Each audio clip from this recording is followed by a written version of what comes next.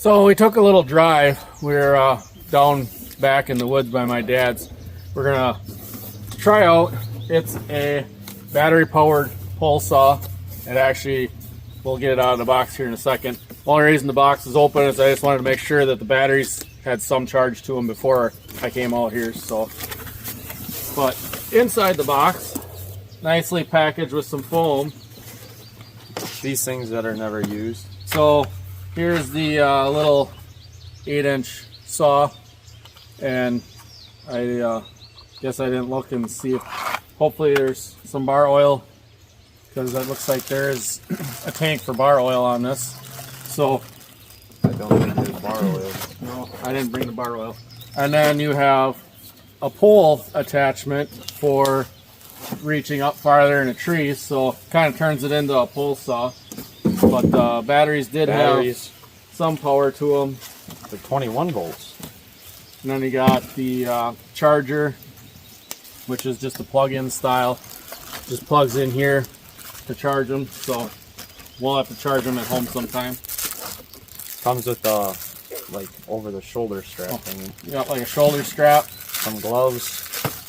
Them gloves actually look like they might fit. Yeah. Some safety glasses. They got like the rubber Nose piece and the earpiece. A handle. I don't know what you'd use this for. That probably is on the side of the saw. Well, they fit. Fingers are a little short for me, but that's probably better than some of the gloves I've seen. An extra chain, flathead, and this squeezy bottle thing. That's an oil bottle. Oil bottle.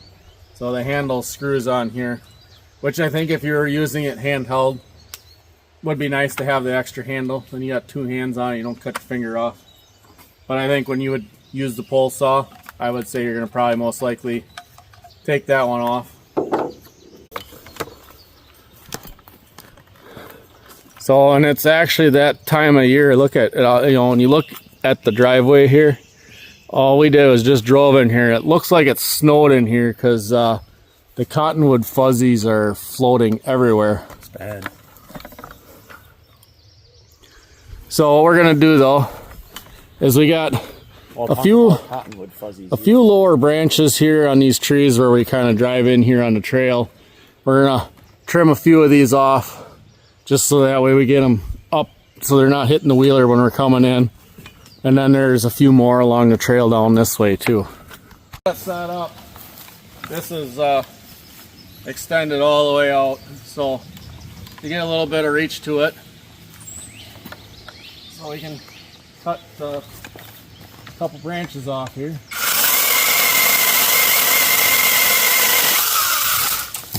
And as Gavin asked me, he goes, "Do you think it's sharp?" Well, I'd say it did pretty good cutting that off.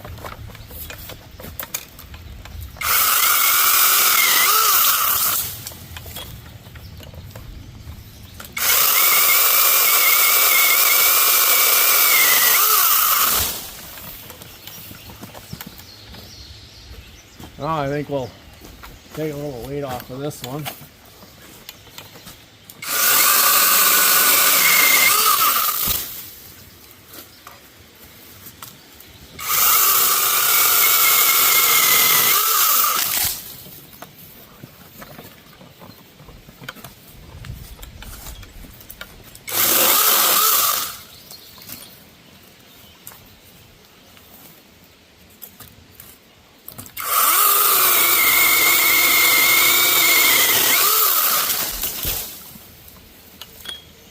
Hey Gavin, it's raining branches. Yeah, gotta watch out. Yeah, I think we'll take this one here off.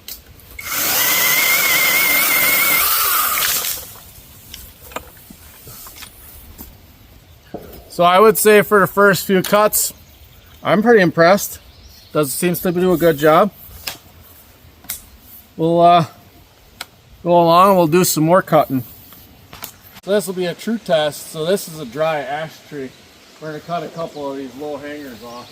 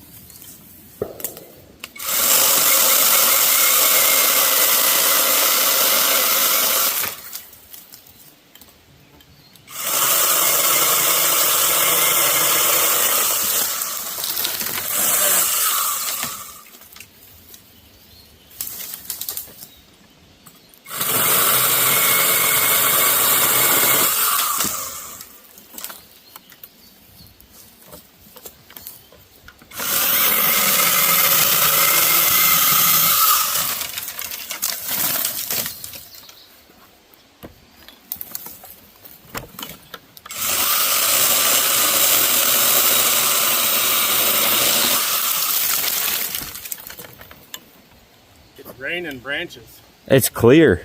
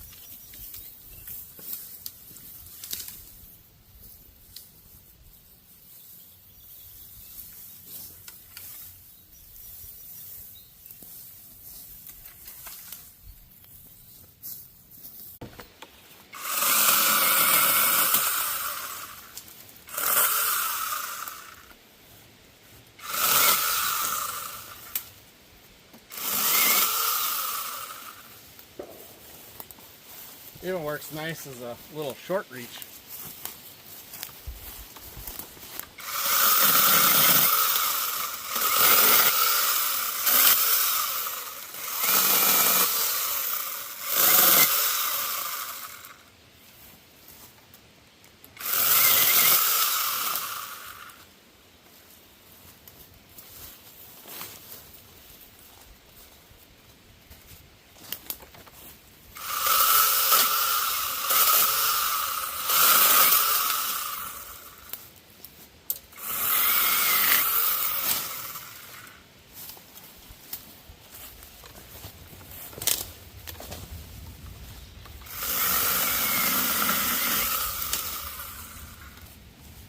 You gonna take this one out?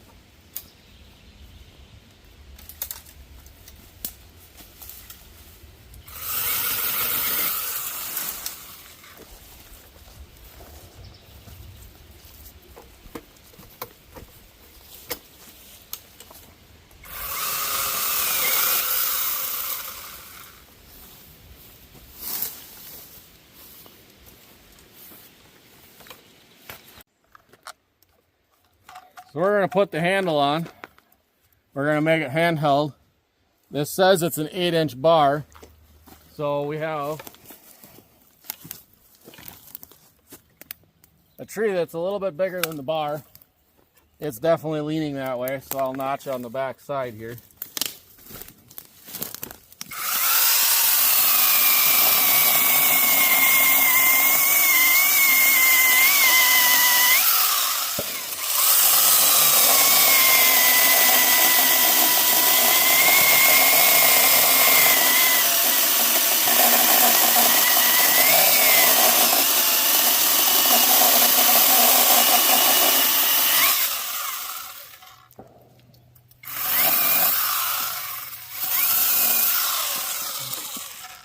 So we got a nice little notch in there.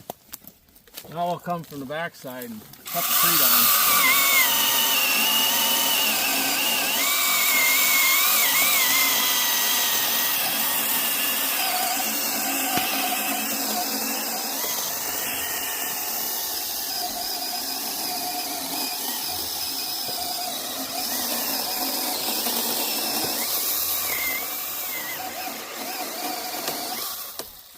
Timber!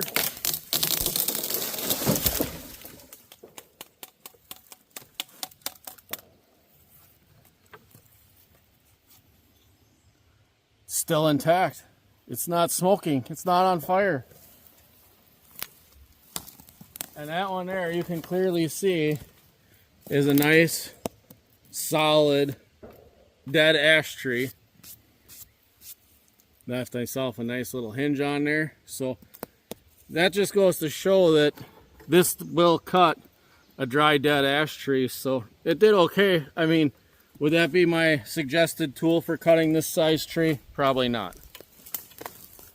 We did the whole test too without bringing bar oil with us, because I was thinking, you know, a little electric 8-inch saw probably just had to have a bottle that dribbled some oil on it. But I'm thinking that this is the oil tank for bar oil, so we will have to put some bar oil in it before we use it the next time. So we did all that cutting with no bar oil, and yes, it did get a little warm cutting off that ash tree, but we'll put some bar oil in it when we get home, and then we'll be able to use it the next time with bar oil in it. So I would say I'm pretty impressed with it. I mean, it did a good job. I mean, I cut that down, and then I even cut the hunk off. I did that off camera, but I actually tried pushing really, really hard. I did snub it out twice trying to cut this off, but it did pretty good. So I was impressed with it. I'll probably use it a fair amount, you know, around home. If I got a couple branches I got to go trim off of a tree, I wouldn't be against using this. I mean, this isn't something that I would recommend maybe for the commercial guy that is going to use it every day. But, I mean, I guess at the cost of it. I mean, I guess if a commercial guy used it and he got a month's worth of work out of it and then it died, I mean, I guess that would be up to the guy using it. But as far as for a homeowner, I would say this would probably do the majority of what any homeowner would want to do. They don't have to worry about gas, that they won't have to pre-mix gas. They won't have to have gas going bad. Well, us using this battery, it was at 3 bars when we started, right? It's still at 3 bars. At 3 bars, so. I mean, we cut a fair amount of brush stuff off of some trees on the trails.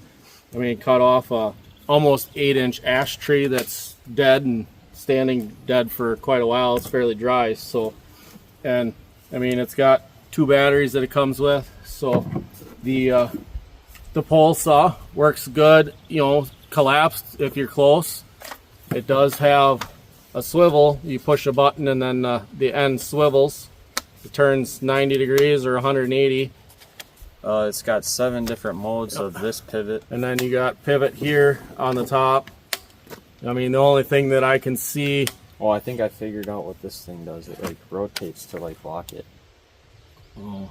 Because you know how we said, oops, this thing in here, it's a little wobbly. I think you rotate it. Ah, there we go. So we figured out what that little thing's for. That's actually to lock it so you don't accidentally bump the button and it fall off. And it's a little more sturdy. It's not as wobbly as it was before. But it's got, you know, many different pivoting points here. So I don't know, that's where I used it the whole time, just because... Whatever floats your boat, really. Yeah, if you have an odd position that you need to get into, I mean, I could see maybe having to rotate the top, you know, maybe pivot the head. But, I mean, I'll use it probably, trim up our apple tree probably this fall. I got a couple other trees in my yard I want to trim up this fall, so I'm sure we'll use it a few times. We'll probably play around with it. I guess if we got to come down here for clearing out some shooting lanes for hunting, we'll probably do that too. So thanks for watching, and we'll catch you on the next one. Bye.